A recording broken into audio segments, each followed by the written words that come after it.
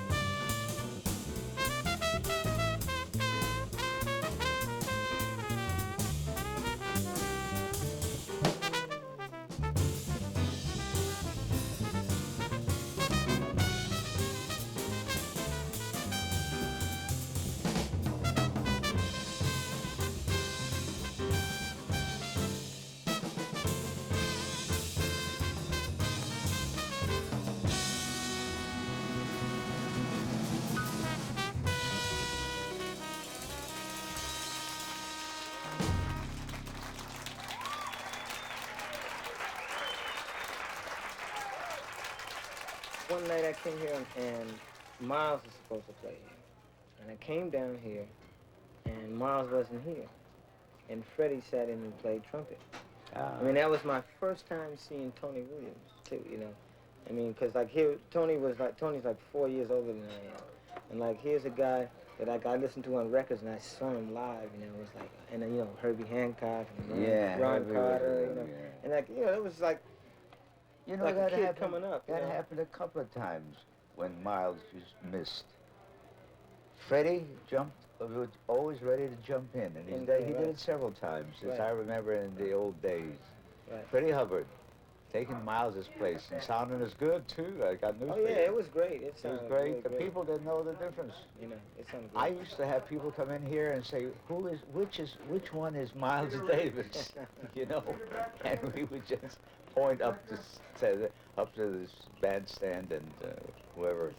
I mean, he's whoever one of those there. guys up there. One of those guys. One of those guys up there is Miles. Yeah, that's very good. You know, in this club, Art Blakey was playing here one night, right? And he let me sit in on his drums, right? And I sat in and played, and Philly was in the club. Philly Joe Jones was in the club that night. Yeah. And, you know, we were playing, Steve Grossman and I sat in and played.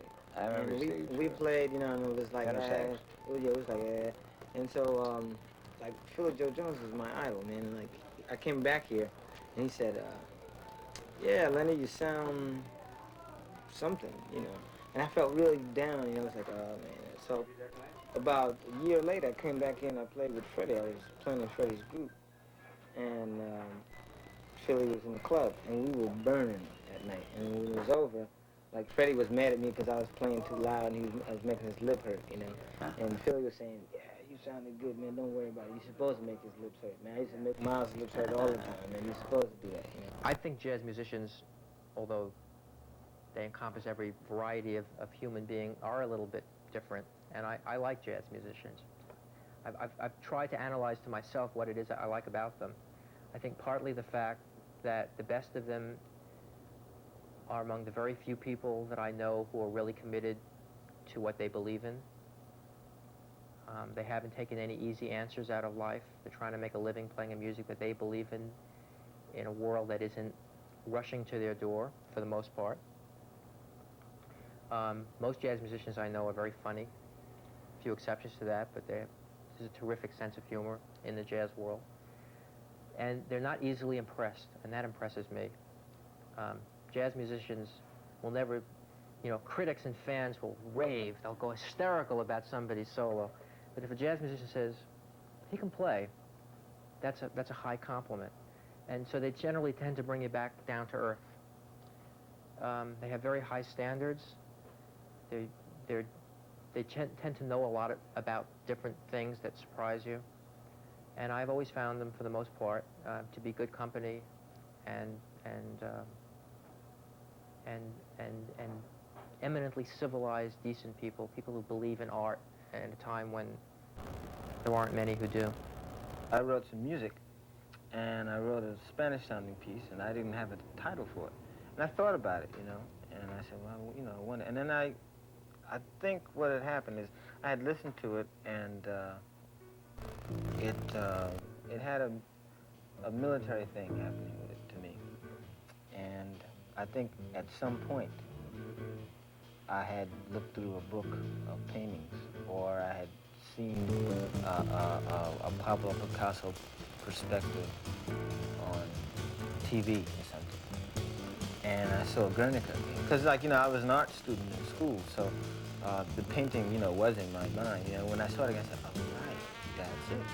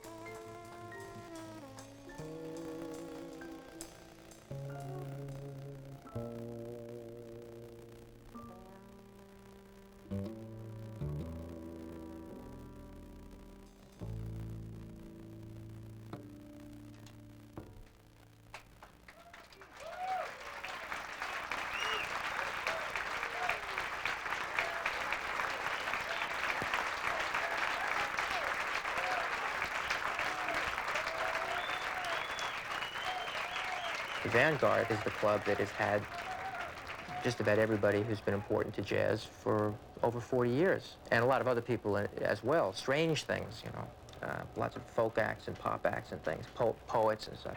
People reading Joyce and Homer.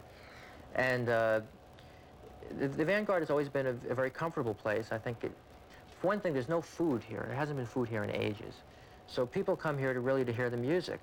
And this was a great place to hear somebody like Bill Evans, because he's very quiet, very subtle musician.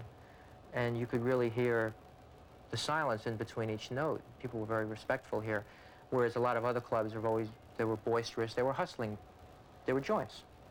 And you played a small... That's right. That was our premier gig in New York. Yeah, right. Yeah. And you played a small... Piccolo bass. Piccolo bass. Piccolo bass, and you had a bass player... Buster Williams. Buster Williams playing a big bass. And Ben Riley. And Ben Riley. At the time, Larry Willis, because Kenny was... And Larry Willis, City. yeah, right. Yeah. That was the first time that kind of thing... I really put some time to develop that sound. Right.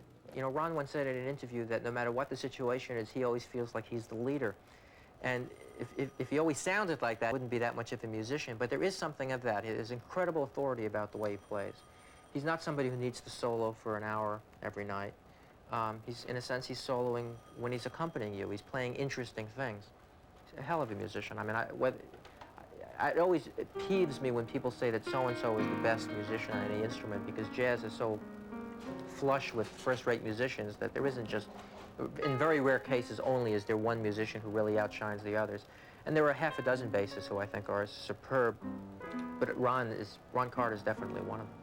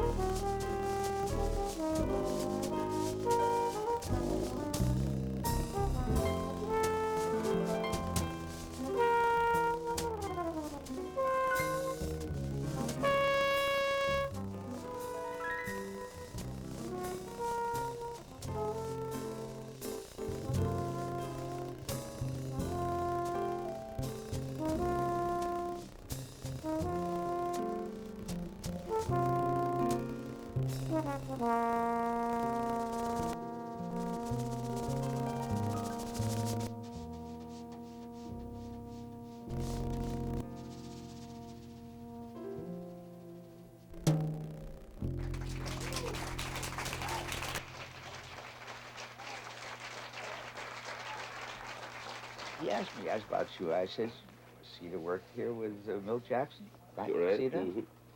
Abby Lincoln. Abby Lincoln? Right. You came here with Abby. Yeah. And you made her sound great.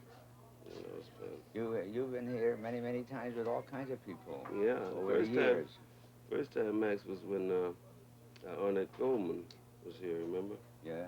And me and Reggie Workman and Jack DeJohnette Oh, my God. played. That's a great group. Yeah. And Abby Lincoln, too. Yeah. I think was on that one. That was about 10 years ago. About 12. The years pile up, I don't know. Right, yeah. But I know it's a I'm really... sure glad you're here today. Yes, I it's was really looking forward to it. It's really a beautiful occasion. You can tell it's Cedar Walton playing after just a few measures, partly by the way he approaches the keyboard, his touch, and his ideas. And he's a genuine melodist. Just to say that a jazz musician is a melodist, you need no further adjectives because so few of them really are. Most of them just play the chords. And Cedar Walton has written some lovely tunes, and there is melody in the way he improvises.